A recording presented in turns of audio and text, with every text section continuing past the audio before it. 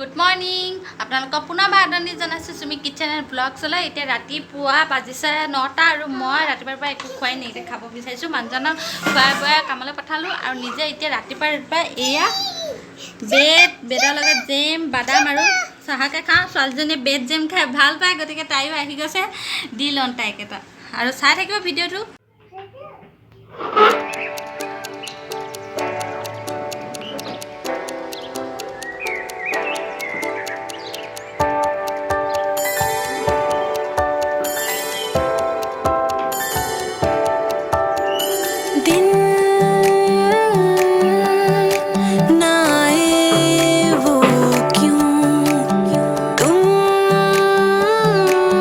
মানি প্লেম পুলি কেইটামান আছিলে, সৰু টাবকেইটাতে ৰুই দিলোঁ। ডাঙৰ টাব নাছিলে যিহেতু মোৰ ওচৰত, তেতিয়ালৈ ডাঙৰ টাবলৈ দিলোঁ।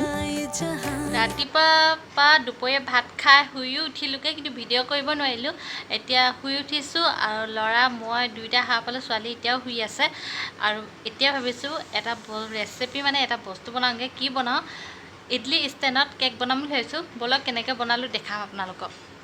মই লৈছোঁ ডিম দুটা কেক বনাবলৈ, আৰু এই ডিম দুটা মই এতিয়া ভাঙি ল'ম। এয়া মই ডিমকেইটা ভাঙি ল'লোঁ আৰু মই চাহ খোৱা কাপ এটা ল'ম আৰু এই একেটা কাপৰ জোখতে মই চেনি, ময়দা, ৰিফাইন লৈ ল'ম। মই সেই কাপটোৰ আধা কাপ ময়দা ইয়াত দি দিছোঁ আৰু আধা কাপ মই চেনি লৈ লৈছোঁ। চেনিখিনি মই গোটাকৈ দিলোঁ, ঘৰতে বনাম যিহেতু। এনেই নহ'লে পাৰিলেতো গুড়ি কৰি দিব লাগে। আৰু আধা কাপ ৰিফাইন দি ল'ম। মোৰ ওচৰত এইটো য়েল্ল' কালাৰ ফুড কালাৰ আছিলে আৰু মই বৰ বেছি নিদিওঁ, অলপ দিম। কালাৰ এটা হ'লে ভাল লাগে। আৰু মই বেকিং পাউডাৰ লৈ ল'ম ডাঙৰ চামুচেৰে এচামুচ। এইখিনি এতিয়া মই ধুনীয়াকৈ সানি ল'ম। এয়া আমাৰ বেটাৰটো ৰেডি হৈ গ'ল। বৰ বেছি ডাঠ হ'ব নালাগে, বৰ বেছি পাতল হ'ব নালাগে, এইদৰে হ'ব লাগে। এতিয়া মই কুকাৰ এটা বহাই লৈছোঁ গেছত আৰু কুকাৰটোৰ ভিতৰত এইদৰে নিমখ দি লৈছোঁ। ইডলি ষ্টেণ্ডত এইদৰে মই ৰিফাইন সানি ল'ম। এয়া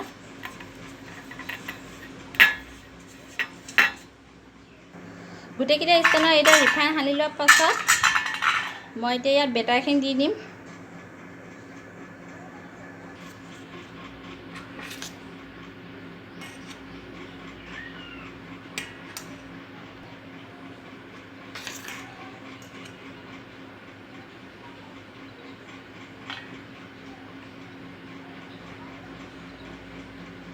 আমি কম কমকৈ দিব লাগিব, কাৰণ যেতিয়া এইখিনি আমি কুকাৰত ভৰাই দিমগৈ তেতিয়া অলপ পাছত নিজে নিজে ডাঙৰ আহিব, যিহেতু কম কমকৈ দি ল'ম।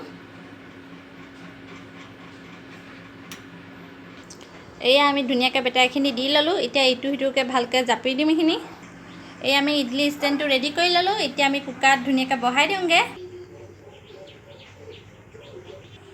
এতিয়া আমি কুকাৰত এইদৰে সাফৰটো খুলি লৈ পিনে মাৰি দিম। কুকাৰ সাফৰটো আমি অঁতাই চাম। এইয়া দেখিছেনে, আমাৰ কেকটো ধুনীয়াকৈ ৰং ধৰিবলৈ আৰম্ভ কৰিছে আৰু ফুলি উঠিছে। এতিয়া আমি এনেকুৱা এডাল কাঠৰ হেৰিয়েদি খুচি চাম, আৰু যদি বেটাৰটো লাগি অহা নাই তেন্তে আমাৰ কেক ৰেডি হৈ গৈছে। আমি এতিয়া ঢাকোনখন দি অলপ ঠাণ্ডা হ'বলৈ দিম। এই আমাৰ ইডলি কেক ৰেডি হৈ গ'ল। এতিয়া মই ইয়াৰ ওপৰতে অলপ বাদাম এইদৰে সজাই সজাই দিম। আপোনালোকে চেৰি দিওঁ বুলি ভাবিলে চেৰি দিব পাৰে। মোৰ ওচৰত বাদাম আছিলে যিহেতু মই বাদামকে দি দিছোঁ। আচলতে বনাওঁতেই দিব লাগিছিলে, মোৰ থাকি গ'ল, পাহৰি থাকিলোঁ। এতিয়া এনেকৈ দি দিম। এই আমাৰ ইডলি ষ্টেণ্ডত বনোৱা কেক ৰেডি হৈ গ'ল।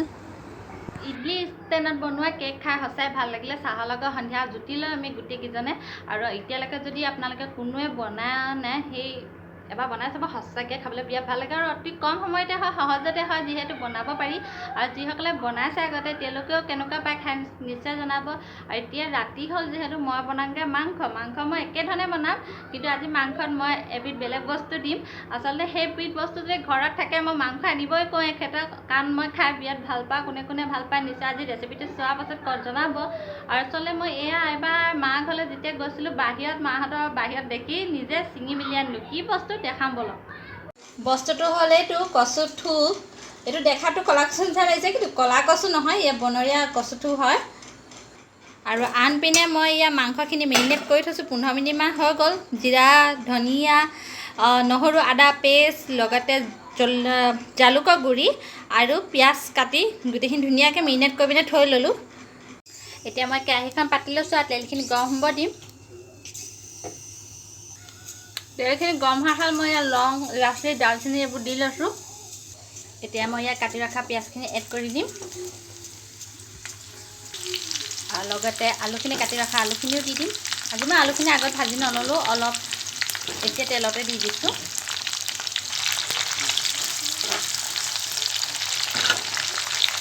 এতিয়া মই ইয়াত মেৰিনেট কৰি থোৱা মাংসখিনি এড কৰি দিম।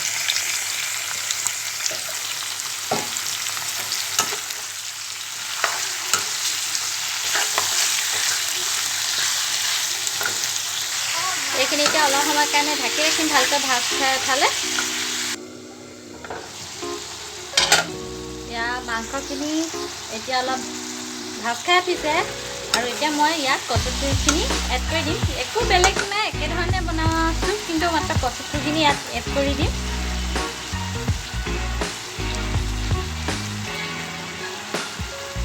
আৰু কচুথুৰিখিনি ভজালে আমি ভাজি ল'ম ধুনীয়াকৈ গোটেইখিনি ইয়াতে মাংসৰ লগত।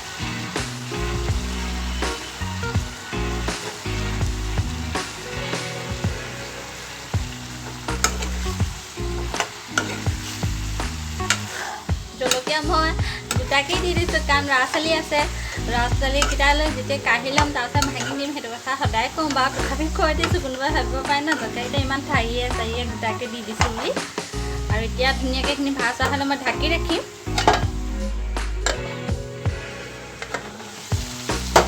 এয়া মাংসখিনি কি ধুনীয়া ৰং এটা ধৰিব ধৰিছে, দেখিছেনে? ধুনীয়াকৈ ভাজি থাকিম এতিয়া।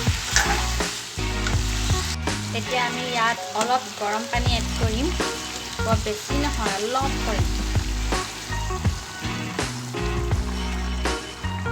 ইমানখিনি পানী এড কৰি কমকৈ